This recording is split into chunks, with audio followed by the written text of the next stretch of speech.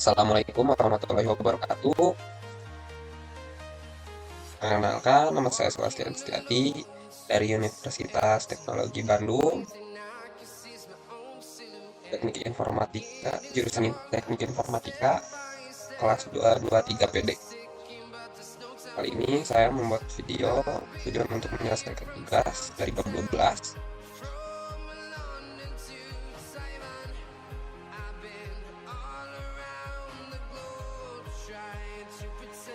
Selanjutnya saya akan melanjutkan pembahasannya. Di sini kita langsung baca saja soalnya. Berdasarkan petunjuk pada poin 10.3, rancanglah struktur masing-masing tabel dengan syarat tabel yang dirancang oleh kriteria normalisasi 3NF. Ini kan dari studi kasus pada bab 11 ya. Sedangkan studi kasus pada bab 11 itu sudah dan berdasarkan petunjuk pada poin 10.3. Pada poin 10.3 itu yang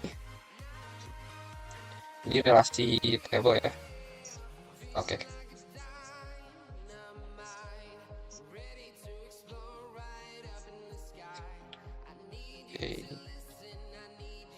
Oke, kita pindah ke sini.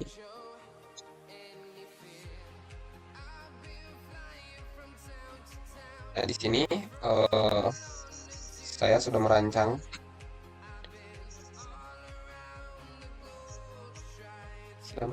dari tabelnya.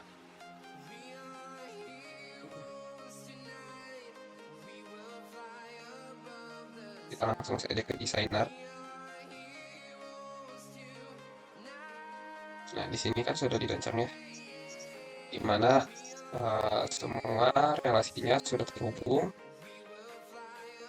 fakultas ke program studi. Jadi dia tuh awalnya primary key dari fakultasnya, jadi foreign key di program studi, terus kelas menjadi foreign key di jadwal kuliah di sini.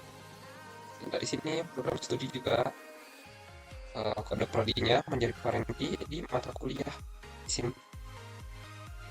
Ini semua tabelnya ini berhubungan ya. Di KRS pun sama. KRS ini kode mata kuliahnya ngambil dari sini, dan NIM-nya ngambil dari tabel mahasiswa. Nah, seperti itu. Dalam hal ini sudah termasuk 3NF dikarenakan pada setiap tabelnya ada tabel yang berisikan khusus gitu. Jadi tidak tergantung. Oke. Jadi gimana ya? Bukan tergantung, tidak tergantung.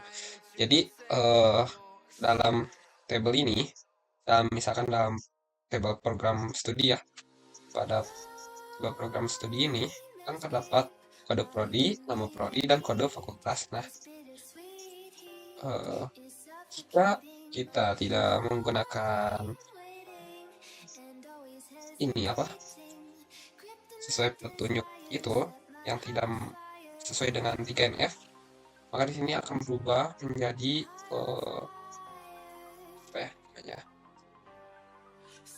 sini akan berubah menjadi ID fakultas dan nama fakultasnya.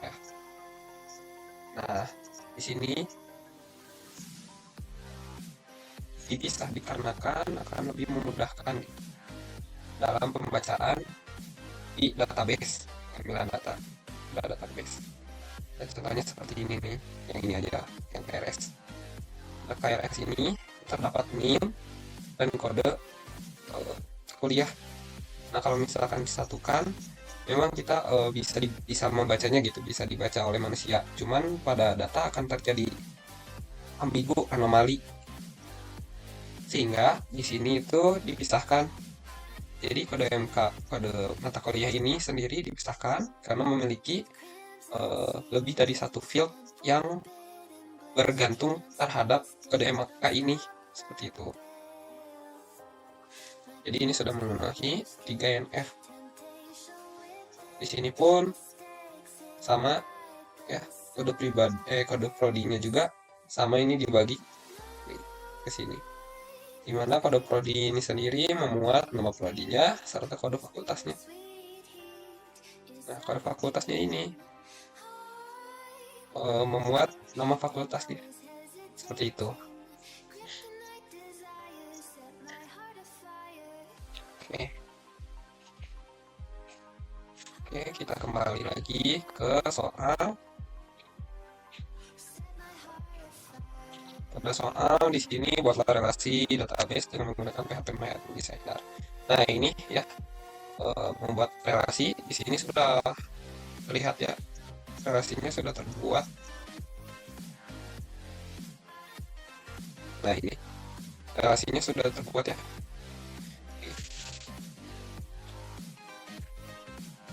Jadi ini kelas, kode kelasnya terhubung ke dalam jadwal kuliah, di mana jadwal kuliah ini sudah memuat dari kode mata kuliah dan kode kelas. Jadi ini tuh relasinya sudah terhubung semua ya. Seperti kode agama, mengambil dari agama, nama agamanya gitu. Jadi kodenya diambil masuk ke foreign key sebagai foreign key, diambil mahasiswa. Oke. Kemudian kita ganti lagi ke soal. Dalam soal ini isi sampel data masing-masing, tabel minimal 5 data. Oke. Sama ya, di sini pun sudah tabelnya sudah menggunakan sudah diisi masing-masing 5 data. Kita lihat ya satu-satu, mulai dari agama. Dari agama ini sudah terisi, di mana kode agama ini sudah diisikan tipenya tuh. Kalau kode agama varchar ya, varchar sebanyak 10, batasannya panjangnya, dan nama agama batasan panjangnya 20. Di sini sudah diisikan 5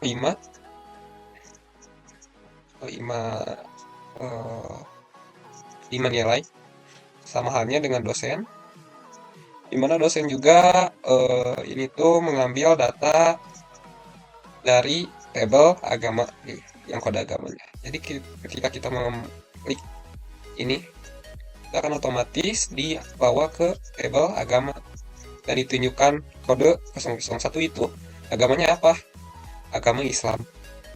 Nah, seperti itu. Sama di DPA juga sudah diisi. Pada DPA ini terdapat ID sebagai primary key-nya, lalu NIP sebagai foreign key dan NIM foreign key. NIP ini sendiri berasal dari table dosen. Kita bisa lihat saja, ini akan pindah. Nah, NIP 1 ya namanya nama dosennya ialah Dari Gunawan.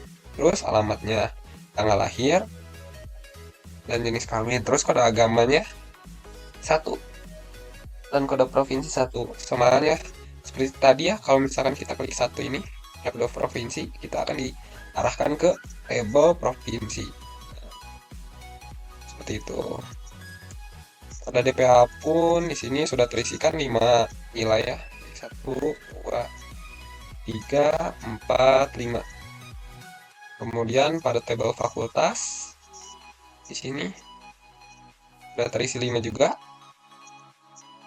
Pada jadwal kuliah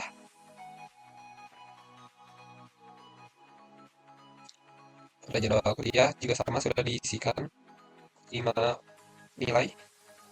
Pada kelas pun sama, sudah terisi. Terus pada KRS juga sama, sudah diisikan 5. Kita bisa lihat ya NIM, kita bisa lihat NIM-nya ini terhubung, di mana NIM lim nomor 3 tuh David ya. Dan kode mata kuliah satu ini eh, kita tinggal klik saja. Nah ini nih, basis data nama mata kuliahnya. 3 SKS seperti itu. Nah, kemudian di mahasiswa ini juga sama seperti halnya pada tabel dosen. Di sini terdapat kode agama dan kode provinsi yang sudah hubung. Kemudian kita masukkan tabel mata kuliah.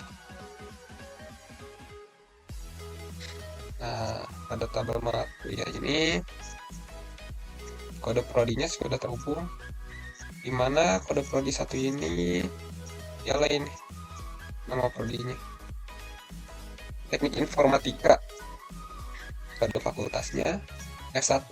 F1 ini apa sih? F1 ini Universitas Teknologi Bandung ya, UTB. Nah,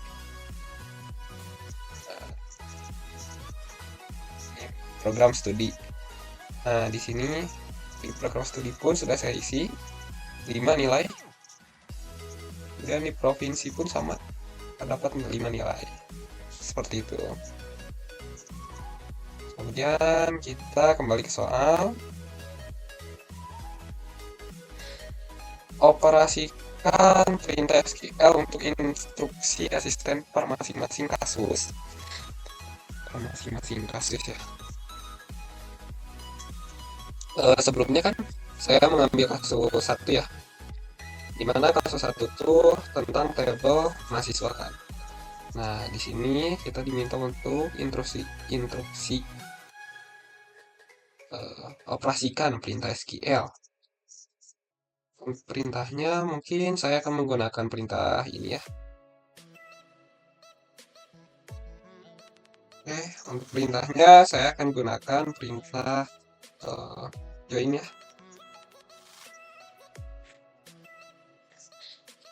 Kebetulan saya kita join tuh sudah ada ya, dimana kita gunakan ini. Nah seperti ini. Jadi ini tuh mengambil nilai ini, nilai nama, nilai alamat, nilai ID KRS ya, dan tahun akademik semester. Nah, ini menggunakan A untuk memisahkan, dimana kita manggilnya ini kalau A itu dari tabel mahasiswa. Nah ini, sedangkan B yang ini mengambil dari tabel KRS. Kemudian digabungkan, di join. Yang dimana mengambilnya sesuai dengan primary key ya. Primary key-nya yang ada di tabel A, NIM, ada tabel mahasiswa, dan foreign key-nya yang terdapat pada tabel B. Nah, pada tabel B ini, dimana tabel B ini ialah tabel KRS. Lalu di sini terdapat kondisi di mana NIM sama dengan 5 ya. Jadi yang akan kita ambil tuh cuman yang nilai NIM-nya 5. Nah, kita lihat ya. Yang nilai NIM-nya 5 itu siapa? Nah, di sini sudah muncul. Jadi ini saya dulu ya. Nah, dimana nilai NIM 5 ini ialah Stephen dengan alamat Jalan Mentari, ID KRS-nya 5, tahun akademik, semester genap. Kita bisa lihat di mahasiswa, kita lihat tabel mahasiswa dengan NIM 5 ya. Dengan NIM 5 tuh betul Stephen Jalan Mentari ya. Kemudian kita lihat di KRS. KRS dengan NIM 5 betul ya, genap 2022. Oke, sudah berhasil. Kemudian kita coba ganti ya. Perintahnya menjadi seperti ini. Sebentar. Nah, kita gunakan N dengan A titik. Kemudian kita gabung B titik eh,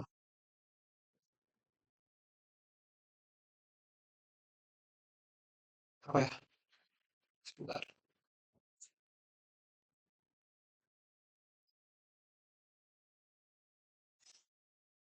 Ini deh. Dengan kenapa ya tadi? Kenapa? C. Kita kirim. Sebentar.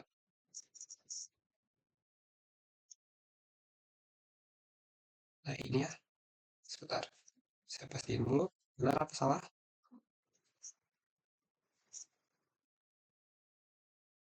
Maaf salah. Harusnya ke KRS. Oke, benar ya. Ini dengan NIM genap ya. Kita kembali lagi ke SQL. Nah, jadi saya menggunakan n di sini. Jadi n ini berfungsi untuk mengambil data ya.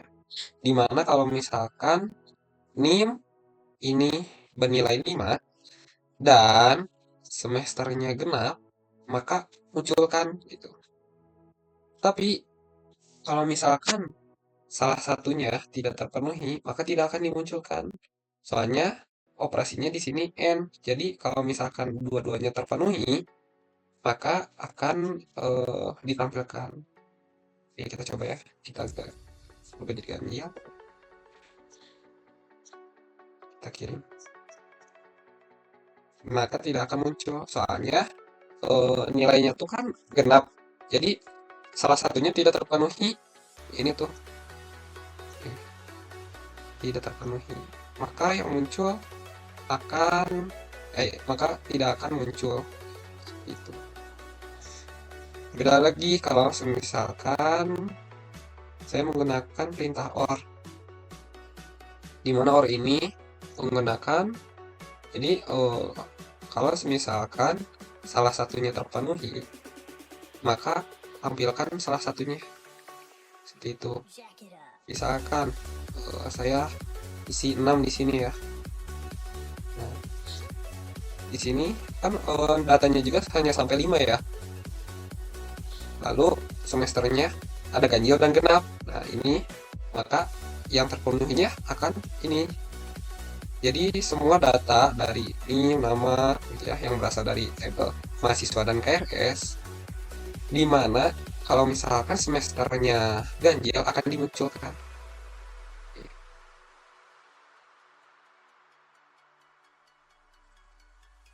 Nah yang ganjil tuh cuma Maria aja. Jadi cuman ini yang terpenuhi. Coba kita rubah kalau misalkan ini ya kita rubah jadi genap, maka yang muncul akan hanya genap saja. Genap seperti ini. Nah itu yang muncul hanya genap, di mana itu cuma ada 4, soalnya salah satunya tadi ganjil seperti itu. Kemudian kalau misalkan ini isinya asal A B C D misalkan, tapi di sininya tuh kita isi 3, maka yang muncul ya yang 3 aja. Jadi hanya yang ini yang terpenuhi, maka ini yang dimunculkan. Beda dengan N tadi, kalau N harus dua-duanya terpenuhi, sedangkan kalau misalkan OR hanya salah satunya, seperti itu.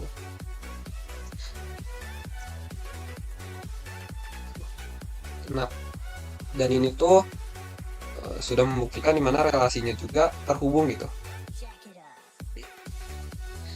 Jadi si David ini kan ini 3 ya, terus terdapat di KRS juga in 3 itu ID KRS-nya 1 dan tahun akademiknya tuh 2023, semesternya genap seperti itu. Kalau misalkan belum terhubung, ini akan terisi banyak gitu, ada 5 field ke bawah, 5 nilainya kalau misalkan tidak terisi seperti itu. Oke, kita kembali ke soal.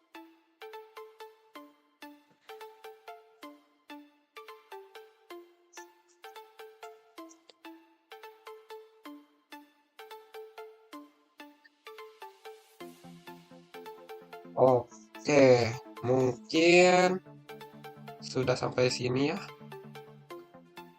Oke, sekian dari saya. Mohon maaf sebesar-besarnya apabila ada kesalahan kata atau eh, pemahaman yang keliru dari soalnya.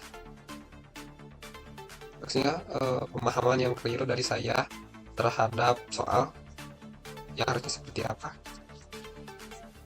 Mohon maaf sebesar-besarnya. Wabillahi taufiq wal hidayah. Wassalamualaikum warahmatullahi wabarakatuh.